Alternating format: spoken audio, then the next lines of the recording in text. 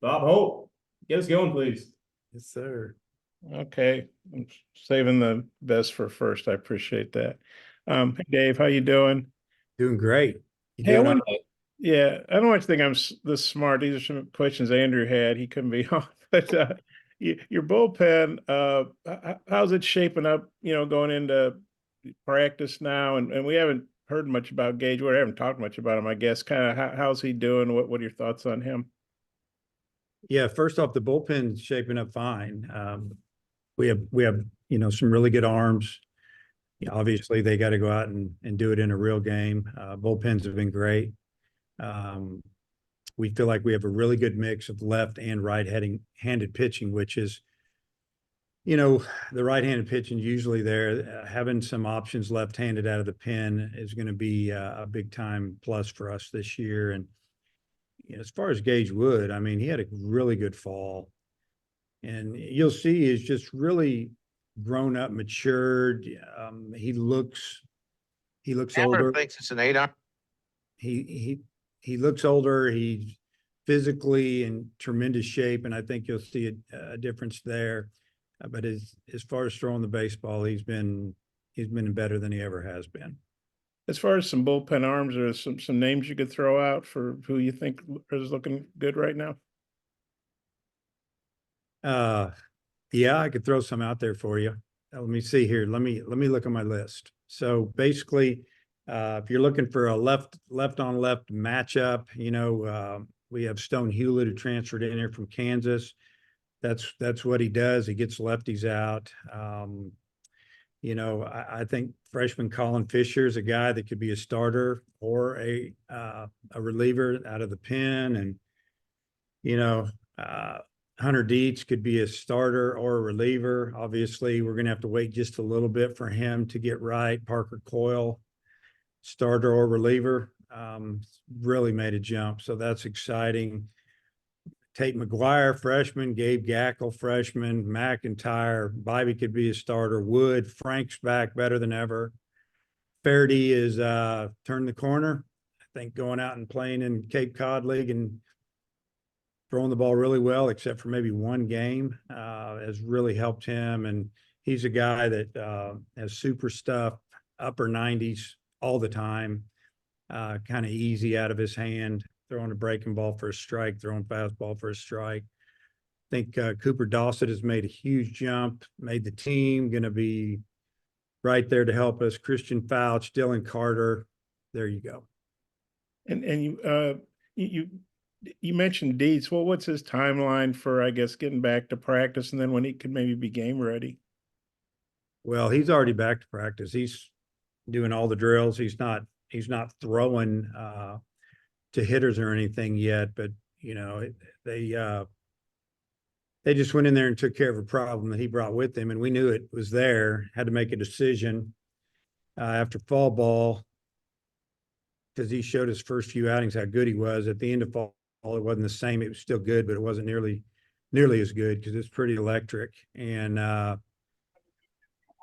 first it was, I'll just wait till the end of the season. I really don't want to miss any. We're like, hey, we're fine with you missing. We want you the second half. That's what really matters anyway. And after realizing that this was going on as a sophomore, and then it really hit him again his senior year, talking with his parents and advisor, whoever else, and the doctor's like, yeah, let's just do this. And he was all about it. And he's way ahead of schedule. So I'd say, to answer your question, he'll be ready sometime probably to go full blast in April.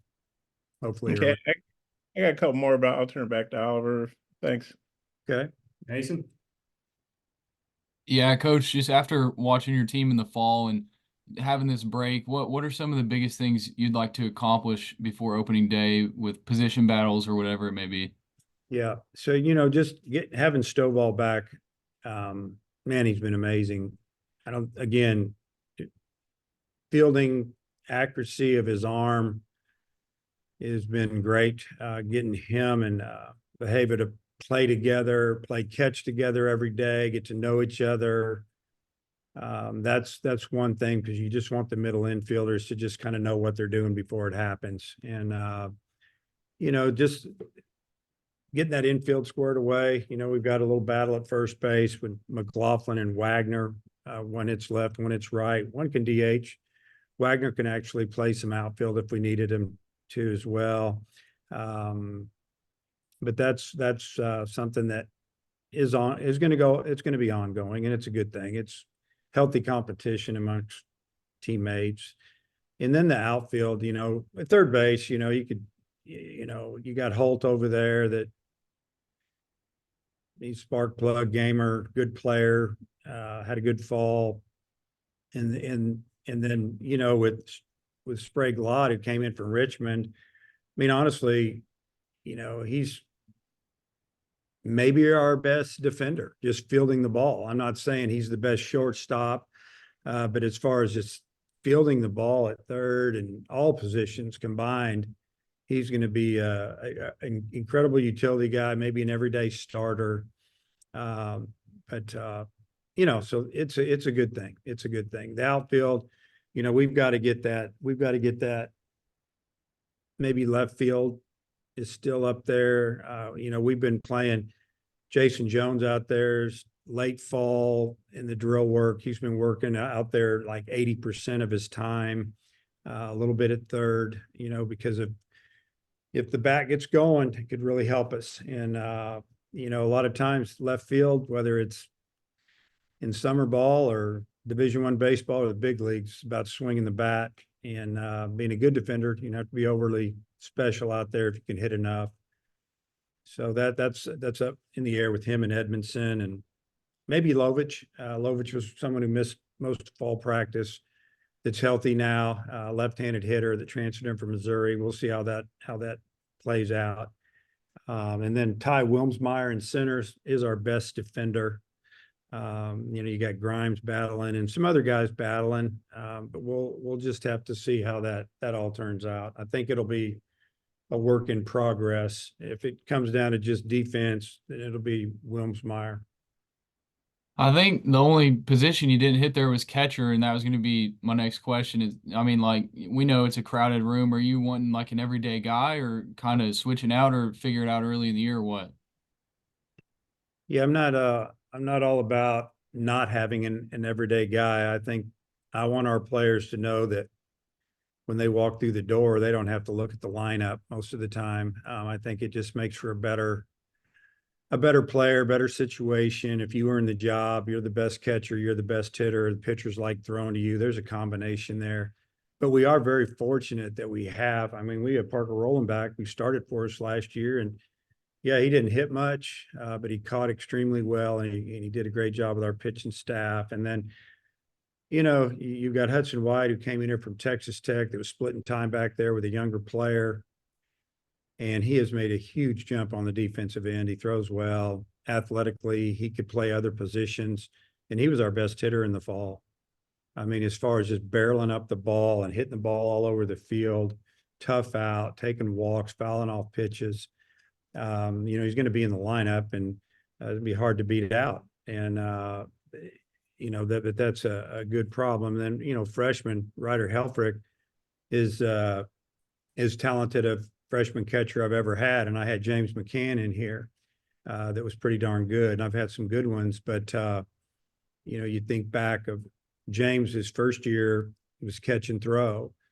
And then the bat came on. It really came out his junior year, and he probably led us in hitting, even with those terrible bats we had to use that year.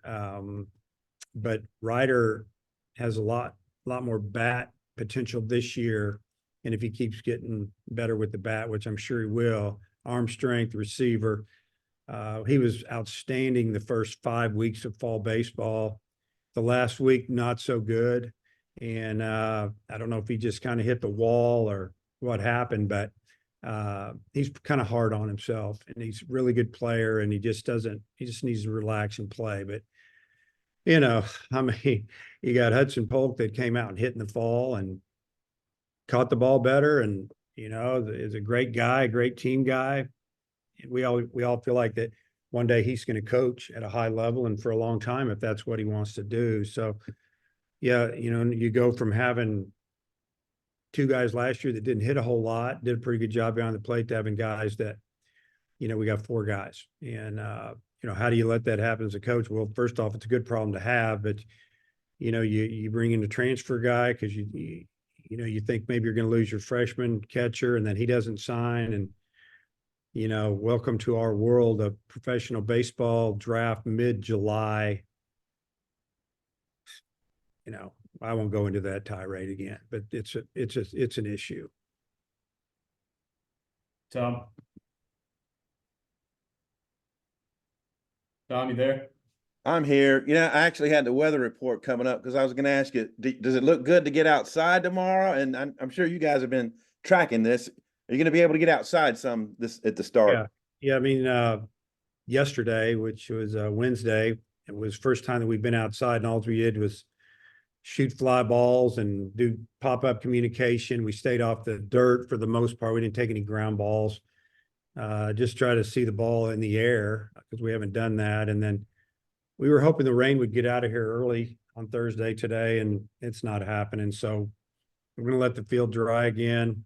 We have the tarp on, and we're going to be out there tomorrow. We're going to throw the first pitch at 2:00. Do some early work wherever we can, either on the field or in the indoor, and then come on over. Saturday, we're going to take Saturday off. Track has got the whole facility. They have that, I think, 3 or 4 times a year, and this just happens to be the weekend. So going to rain most of the morning and mid-afternoons, cool down. We'll use that as an off day, and then we'll go back at it on Sunday. We're going to throw the first pitch at 12 noon. And then we'll scrimmage again on Monday. If in a perfect world, we go Friday, Saturday, Sunday, would have given them Monday off.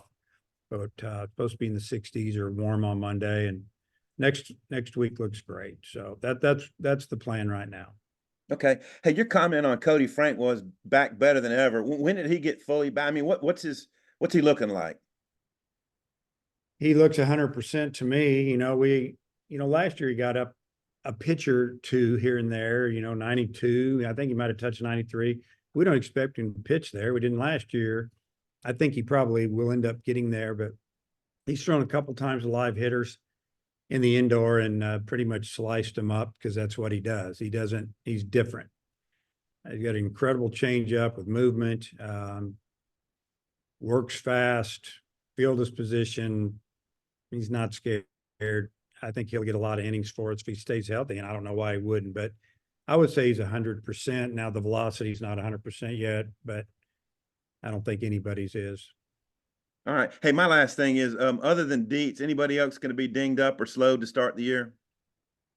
Knock on wood, not yet, but we haven't started doing anything yet as far as competing, running the bases and doing those type of things. So I'm sure something will come down the road, but we're in good shape right now as far as injuries. So hopefully we can keep it that way.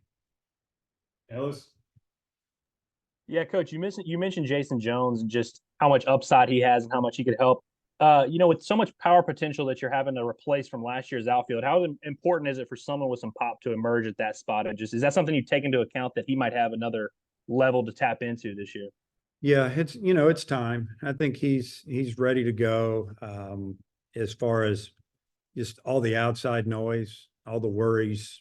I think we've had some really good conversations in my office and here and there, and Coach Thompson, and had good talks with him as well. It's just, time to play, have fun, enjoy it, enjoy the game, enjoy being on a team.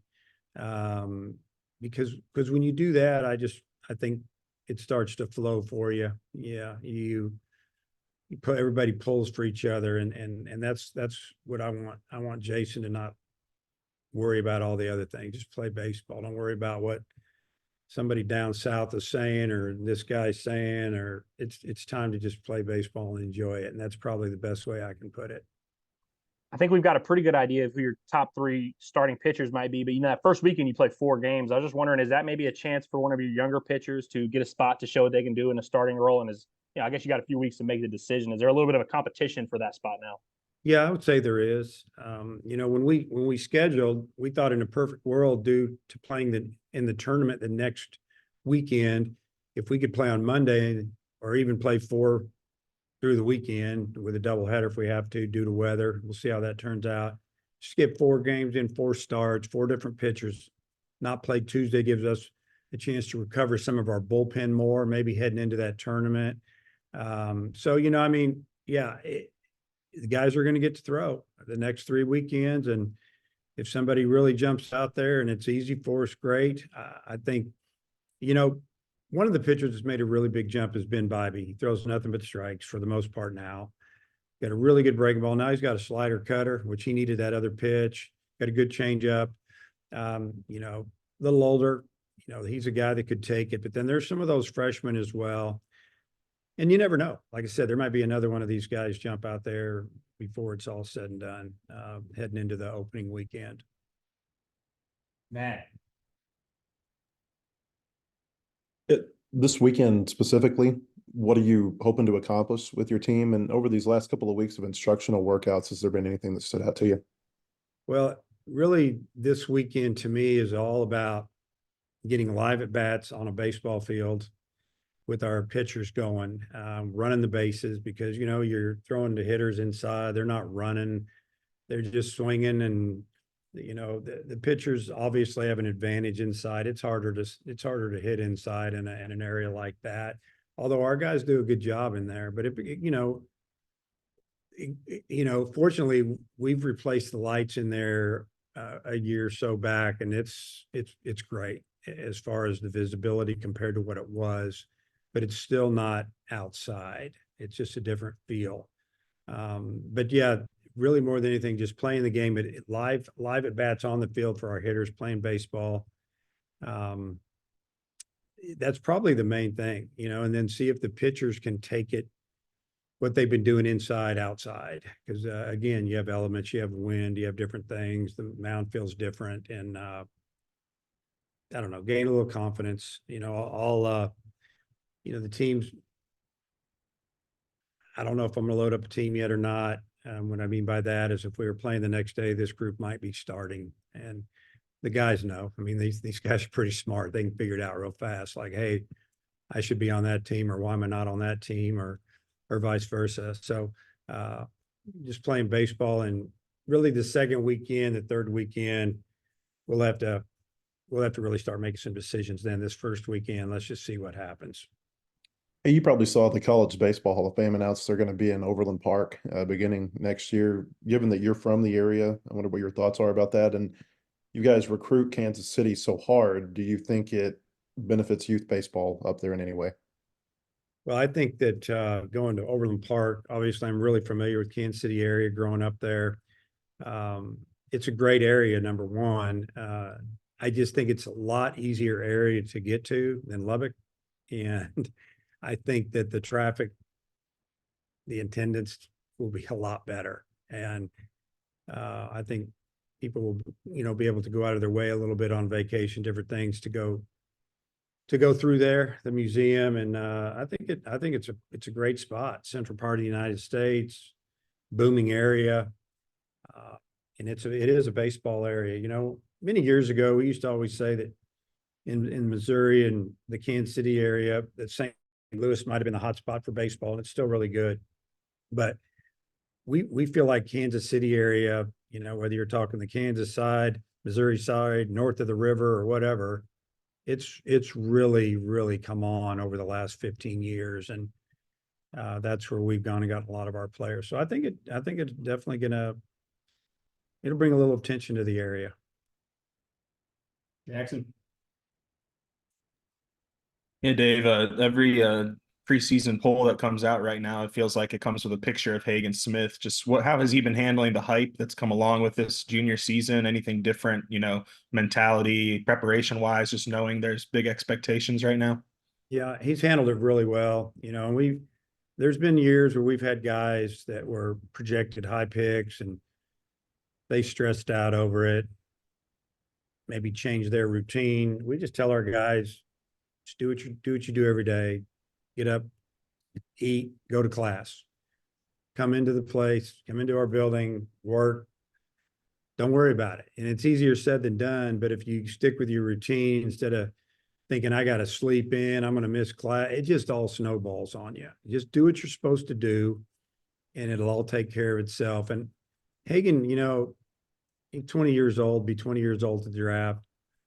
He knows he's going to be a good draft. But if you talk to him, it's amazing. He just wants to win at the highest level as a team.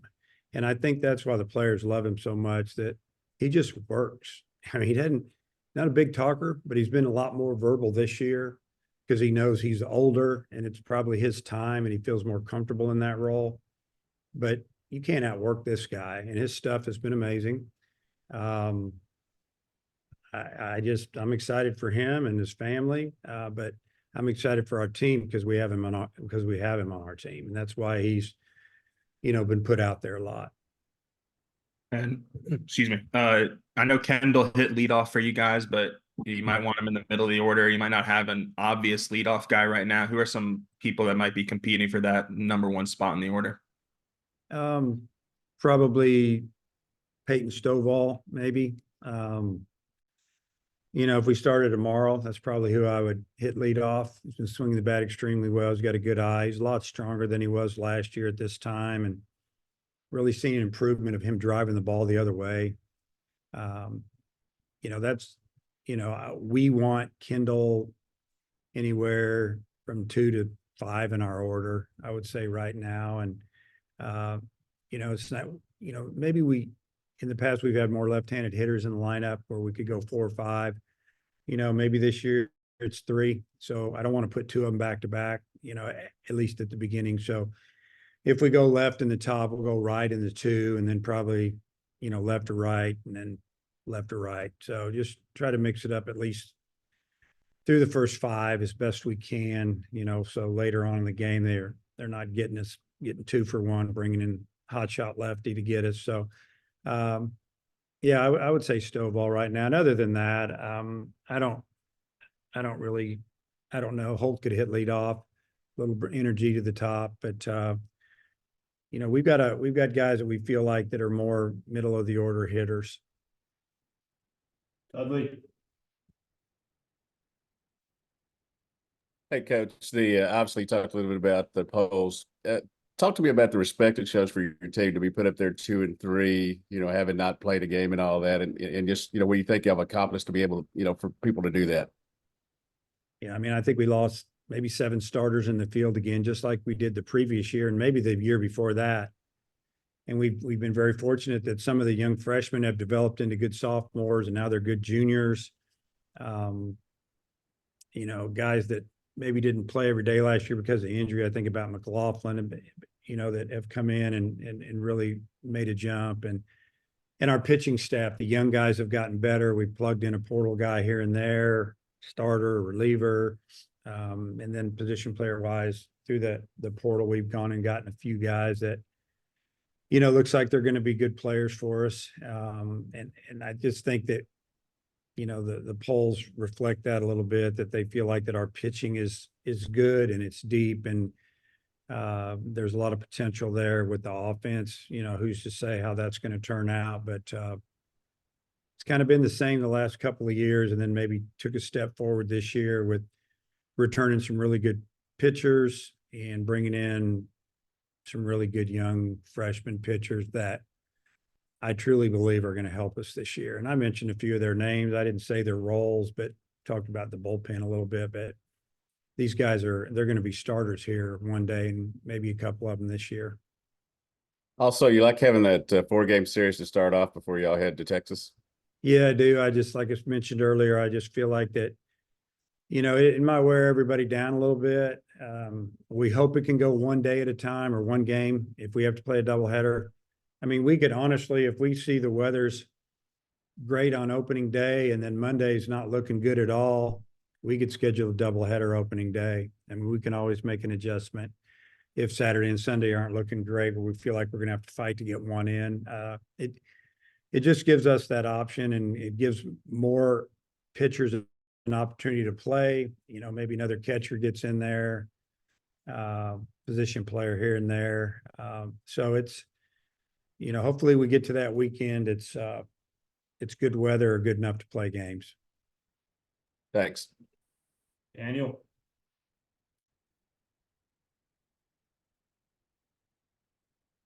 Daniel, you hear me? Oh, hi. Coach, just one kind of little bit out of left field with practice starting. I mean, I'm just wondering, all those years ago, I'm working on a piece about the 80s McClellan teams. Just kind of what were your kind of, as a player, your feelings whenever a season like this started again and the first day of practice? So we're going back to the 80s. All right. Yes. You see here. So the 80s reminds me of now a little bit with the mustaches and the long hair. We had turf at the ballpark. So, and it was freezing there because nothing surrounded it. If it was windy, and it usually was out of the north, it was pretty rough. But we were all excited to play baseball. I don't know if we had the rules like we do now. I think we could get it going pretty much when we got back to school. They could even bring you in early back then and you could just start practicing. It's a little different now. It's limited hours up until tomorrow. And then you get so many hours a week. But yeah, I think it's not like it's, maybe the feeling of spring training, because I don't know. It's not that feeling. It's college baseball. We know that we're all starting in 3 weeks and there's a lot of excitement. And then I guess, what are your kind of earliest memories of Coach Butler at McClellan and things of that nature? At McLennan, when I played there. Yep. Yeah. So, yeah, I played there as a freshman and a sophomore. We had two really good teams, been to the Junior College World Series both years. A little different feeling when you're a true freshman, just first college game. You don't know how it's going to go. And I was a starter on a team that was loaded with sophomores. So that was a little bit of stress for me, but it went well. And Coach Butler was an outstanding coach. Dub Kilgo was our assistant. He was an outstanding coach, and we won a lot of games. But yeah, I know as a true freshman, I'm sure our guys feel the same way now. A lot of unknowns, a lot of anticipation, a lot of excitement. In some cases, probably the freshmen, am I going to get to play much? So we just tell those guys to stay strong, keep working. When your name's called, be ready to go. And then you've had McClellan guys over the years on your roster. Just kind of any sentimental value there all these years removed? I would say, a little conversation off the field about living in Waco and playing at McLennan, talking to them about their days there. But I guess that would be the only sentimental value. It's all about, now, about playing now and playing well and getting in the lineup. I mean, yeah, I don't think it puts them a step ahead of anybody. Thanks so much for indulging my blast from the past. Thanks, Coach. Problem. Good memories. Last one's here, Mason. Yeah, Coach, I just wanted to ask you, the way that Hunter Holland performed for y'all last year, just his first year with you, how much confidence does that give you in a guy like Mason Molina coming in and doing something similar? Yeah, I mean, it's easy to be confident with guys that have shown it before. The junior college, it's a different level. You are facing some good hitters. It's usually not maybe eight in the lineup that you're facing, maybe even 9. And always 7 good hitters, especially in league play, that you got to get through. In junior college, it may be maybe 3, 4, 5 guys that they're going to fight you a little bit. But if you get pitch like you're going to get them out. So it's a different jump as far as going through lineups at this level. But when you get a Division I transfer, especially a guy that's been pitched at a high level like Mason has. And then he goes out and shows us in the fall, and he shows our hitters in the fall that he's hard to hit. I have a lot of confidence in Mason. All right, Bob, our starter, our closer. Hey, Dave. The big lefty from St. Louis. I guess Hockman. How's he doing? He had Tommy John, right? Hackman. I'm sorry. He didn't have Tommy John. He had a little short of that. I forget what they call it right now, but it's not quite so invasive. Recover quicker. But he should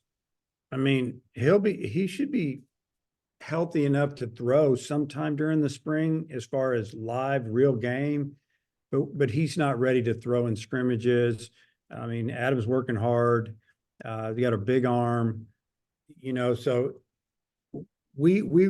our hope was that he would get on the mound before this season's over. When he'll have to show us that he's ready, with how he feels, how he's throwing the baseball, and hopefully he'll do that. But he's feeling good. He just got to keep building up. And then you were able to keep your staff intact. That's not always easy when you have success. A lot of times teams poach your staff, and I know you probably have to fight off probably SEC teams. Maybe just how good is that you're going back in? The staff's been together for a while. Yeah, we're very fortunate to keep our staff together. I think we all know each other. We all know how we act in the game and handle the game. And, when you have new staff, you have to meet all the time and go over everything. When you have guys you trust and that they know what you expect, you don't have to do that as much. And I think they appreciate that, so they can spend their time with doing what they like to do. And that's coach pitching and hitting and other things. But, there were there's teams coming after our coaches, professional teams and other college teams, other Division I teams, other teams in the league. It's a yearly thing. It's a good problem to have. And I think that the players see that we have a lot of camaraderie amongst the coaches. We all get along. We all respect each other. There's not a lot of ego going on with our staff. It's all about let's win what's in front of us today, and let's try to get to the big dance at the end of the year and do some damage. Yeah, I think I'm good. You going to the basketball game Saturday? I'm not sure yet. Why, you want to sit with me? You have better seat than I do, I'm sure. I don't, but I don't think so. Maybe Now, you can come. I get some good seats, but they're not mine. Oh, So I have okay. to make a call, or, I have to work on it a little bit. Okay, I'm good. Thanks. Okay. Thank you, guys.